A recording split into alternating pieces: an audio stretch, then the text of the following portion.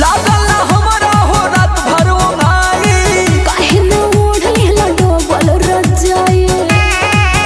बुझली ना कही के कटबू हमारा बात के, मानत रह गईली सोची सोची हाथ के। सुना पत्थत रहे देहिया धनवा काट के, ए राजा पत्थत रहे देहिया धनवा काट के।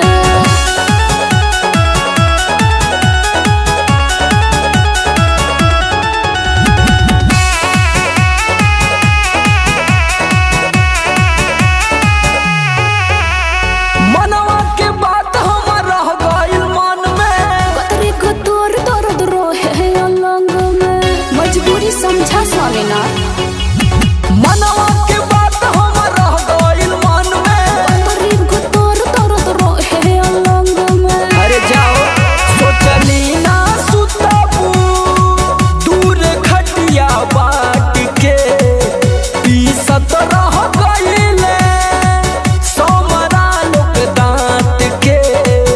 पिया टूटत रहे देहिया धनवा काट के, ए राजा टूटत रहे देहिया धनवा काट के। अब ऐसन गलती ना हुई।